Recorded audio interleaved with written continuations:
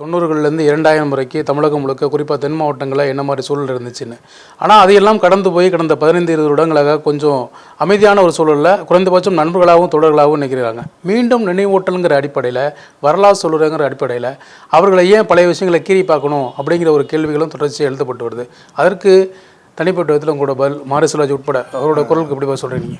So அது நினைவூட்டலே கிடையாது. Actually வந்து நீங்கள் ரொம்ப இதை ஏன்னா சமீபத்தில் தான் நாங்குநேரியில் ஒரு சின்ன பையன் வந்து வெட்டப்பட்டான். கல்லூரி ஸ்கூலில் போயிட்டு அவன் நல்ல மதிப்பெண் எடுக்கிறான்றதுக்காக அவன் வந்து வெட்டப்பட்டான். கை வெட்டப்பட்டு இன்றைக்கி தமிழகம் முழுக்க மிக முக்கியமான பிரச்சனையாக மாறுச்சு. 2 நாளுக்கு முன்னாடி கூட சுடலை முத்து அப்படின்ற ஒரு தோழர் வந்து இறந்துருக்காரு. அங்கே அவர் வந்து சாதிவர்களால் வெட்டி கொல்லப்பட்டிருக்காரு. இது சினிமா மூலமாக நிகழ்த்தப்படுதான்னா அப்படி நம்ம எடுத்துக்க முடியாது. சமூகங்கள் வந்து இன்னும் வந்து சாதியாக பிளவுபட்டிருக்கு. அவங்களுக்குள்ள பெரிய பிரிவினை இருக்குது. அப்படி இருக்கிறப்ப வந்து இப்போ சினிமா கலைஞர்கள் அது ரொம்ப கவனமாக பொறுப்பாக கையாளுறாங்க அப்படின்னு தான் நான் நினைக்கிறேன். இப்போ நானோ இல்லை மாரிசெல்வராஜ் என்னோடய திரைப்படங்களோ என்றைக்குமே வந்து வன்முறையை ஒரு தீர்வாக வச்சதே இல்லை. கொலைக்கு கொலை இல்லை பழிக்கு பழி அப்படின்றது வந்து எங்கேயுமே பேசினதாகவும் எந்த படமும் நாங்கள் அப்படி எடுத்ததாகவும் இல்லை. ஆனால் குறைந்தபட்சம் சமூக நல்லிணக்கம், இந்த பிரச்சனையை புரிஞ்சுக்கணும். இன்னும் நம்ம எத்தனை நாள் இப்படி பிரிவினையாகவே இருப்போம், நம்ம இப்படி பிரிவினையிலேருந்து வேறுபட்டு நிற்கணும்னா இந்த சமூக மாற்றத்துக்கு நம்ம முன்னோக்கி போகணும் அப்படின்றது தான் எங்களோட முக்கியமான டிமாண்டாகவே இருக்குது. ஸோ அப்படி இருக்கிறப்போ இந்த படங்களை இன்னும் கொஞ்சம் அண்டர்ஸ்டாண்டிங் பண்ணி பார்த்தீங்கன்னா நீங்கள் எல்லா படங்கள்லையும் நீங்கள் வந்து இது பார்க்க முடியும். அதாவது பிரச்சனை இருக்குது, அந்த பிரச்சனையை எப்படி தீர்க்கலாம், வன்முறை மூலமாக மட்டும்தான் இதை தீர்க்க முடியுமா அப்படின்னு கிடையாது. ஏன்னா மற்ற சமூகங்களோட இணக்கமாக தான் இந்த பிரச்சனை நம்மளால் தீர்க்கவே முடியும். அப்போ மற்றவங்களோட சமூகங்களோட இணக்கம் அவசியம் தேவை அப்படின்றது தான். இப்போ நீங்கள் பைசனில் பார்த்தீங்கன்னா வந்து மாரிசெல்வராஜ் மேலே பல விமர்சனங்கள் இருந்தாலுமே கூட, அங்கே இருக்கிற பகுதியில் சில பேர் வச்சுருந்தாலுமே கூட அதில் இருக்கிற ஒரு சமூக நோக்கம் வந்து இன்றைக்கி பரவலான மக்கள் வந்து புரிந்து கொண்டார்கள், அப்ரிஷியேட் பண்ணாங்க, கொண்டாடப்பட்டது அப்படின்னு நம்ம வந்து புரிஞ்சுக்கலாம். அதனால் ரொம்ப ஒரு சைடில் நின்று மட்டுமே இது வந்து திரும்பவும் பிரிவினை உண்டாக்குதுன்னு நம்ம வந்து சொல்ல முடியாது. பிரிவினையே இருக்கிற சமூகத்தை ஒன்று சேர்க்குற ஒரு முயற்சியாக தான் இந்த திரைப்படங்களை நம்ம வந்து பார்க்கணும் அப்படின்னு நான் நினைக்கிறேன்.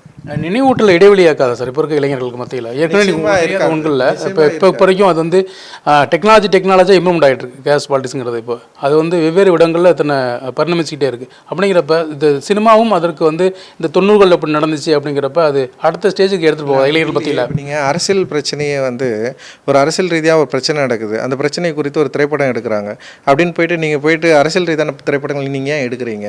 அது நினைவூட்டல் தானே அது. அப்போ அரசியல் ஓட்டு செலுத்துறவங்களோ இல்லை அரசியல் கட்சி பிரமுகர்கள்கிட்ட பிரச்சனையை உண்டு பண்ணாதா அப்படின்னு நீங்கள் கேட்பீங்களா?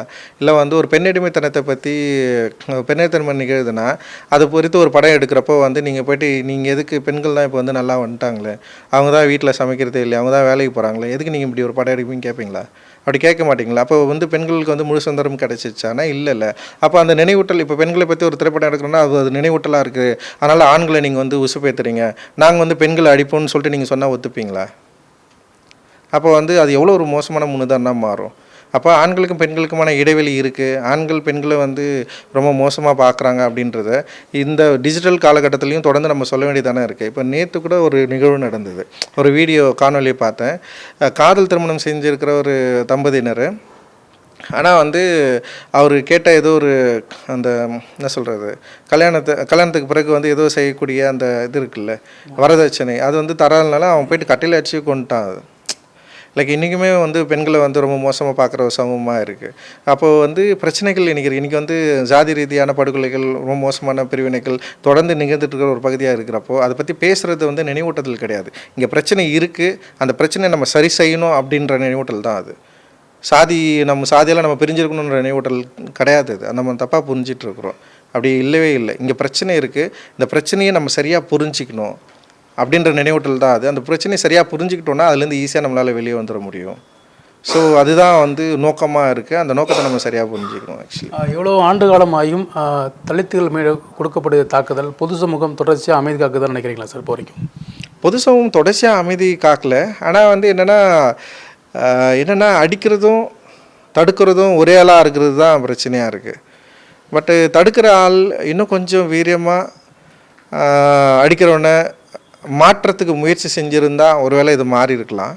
ஆனால் பொது சமூகத்துக்கு வந்து சாதி ஒரு பிரச்சனையாகவே இல்லை. இப்போ தலித்துகளுக்கு சாதி ஒரு பிரச்சனை, ஆனால் பொது சமூகத்துக்கு சாதி ஒரு பிரச்சனைனா இல்லை. அது ஒரு ப்ரிவிலேஜ், அது ஒரு மூலதனம். நீங்கள் ஒரு சாதியில் இந்த அந்தஸ்தில் நீங்கள் இருக்கிறப்போ அது ஒரு மூலதனமாக மாறுது. அந்த மூலதனத்தை வச்சு நீங்கள் வந்து அது பெருமையாகவும் பார்த்துக்கலாம், இல்லை ஒரு ஊர் தெருவில் ஒரு கடை வைக்கிறதுக்கு வந்து அது மூலதனமாக அவங்களுக்கு வந்து செயல்படும். ஆனால் தலித்துகளுக்கு வந்து அது வந்து சாதி என்பது வந்து ஒரு பெரிய பிரச்சனை இப்போ வரைக்கும். ஆனால் பொது சமூகத்துக்கு பிரச்சனையே இல்லை. அதனால் வந்து அவங்க அந்த பிரச்சனையை ரொம்ப முக்கியமான பிரச்சனையாக இன்றைக்கி வரைக்கும் பார்க்கல அப்படின்னு நான் நினைக்கிறேன்.